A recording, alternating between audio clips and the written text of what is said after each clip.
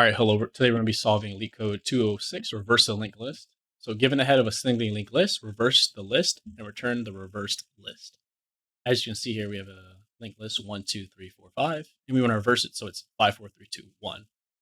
And I'm going to draw it out here to help really understand what we're doing here. So let's say we have a list of 1, 2, well, ignore the bad handwriting, and 3. And we know that the last node will be null here because that will denote the end of the linked list. So it's a linked list with 3 different nodes. Our output that we want to have is 3 points to 2, which points to 1, and that 1 points to null. So this is what our potential output is supposed to be. To solve this algorithm, we're going to need 3 tools. And I'll explain why we need them, but I want to put them up here first. So first we're going to need cur. Cur just represents the current node that we're on. So cur will equal the head of our linked list. Next, we need a next property, which equals the next node that we're going to plug into our linked list. So it just equal cur.next. And prev, which will equal null. With these 3 things, you can reverse a linked list quite easily. So I'm going to run through the solution with all 3 of these variables. So let's say we're traversing the linked list. The first iteration, we're going to have cur be the first element. And as you see, next is just cur.next. So what does 1 point to? It points to 2. So next will be at the 2 property.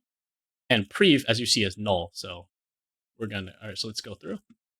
We're going to say current.next points to prev.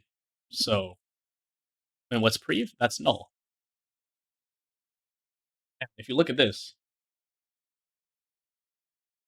1 points to null that's the last link of our linked list. So we're kind of building it backwards. The next iteration we're going to go through.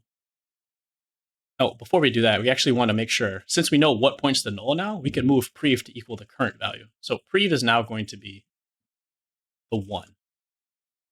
And our next iteration, we're going to move everything up. So now, since we took care of 1, we're going to go current is now 2. And what does 2 point to? So cur.next will be 3, which is right here. And we're going to say cur.next points to prev. So what's cur? Cur is 2. .next is the pointer, and that points to prev. Prev is a 1. And what does that 1 point to? It points to null. I hope you're seeing the pattern here. So now, look, that's the same as the last 2 links in our linked list. If we go through one more time, and before we iterate through our next one, we should always set prev to the last node we are on. Because we know what points to 1, so now we have to know what points to 2. So prev is going to be here at 2. And let's move this. Now, our current will be here. And we don't have to worry about the next value here because it's actually the last link of our linked list, but I'll put it here anyway. We're not going to use it though because it's null. So we're going to say cur.next. So cur is 3. Its next property is going to point to prev. And what's prev? Prev is a 2. And 2 points to 1, which points to null. So as you can see, this is our answer here. So all we have to do is traverse a linked list 1 time and use the tools in our bag, the cur, next, and previous, and we could reverse a linked list. Hopefully that made sense, and I'm going to show you how to code it up pretty fast. And this would be an O of 1 solution, O of n, because we only have to traverse the list 1 time. So first, let's initialize prev. So let me zoom in a bit. Hopefully you guys can see that. We're going to say let prev equal null. Let cur, because current is our current value that we're iterating through, equal the head of our linked list. And we're going to say while cur, so while cur is still valid, we want to initialize our next value.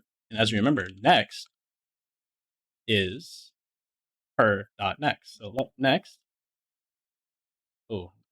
let next equal cur.next. And we're going to say cur.next equals prev, which is our null node.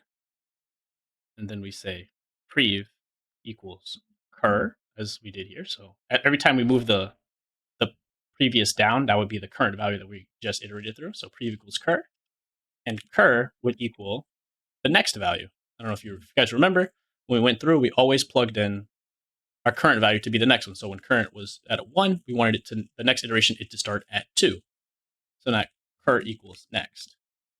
And that reverses our linked list. It's actually not that many lines of code. And as you remember, when we finish, prev will be at the beginning of our reverse linked list. So we just return prev because that's the head of the new reverse linked list. So return prev. And let's see if this works.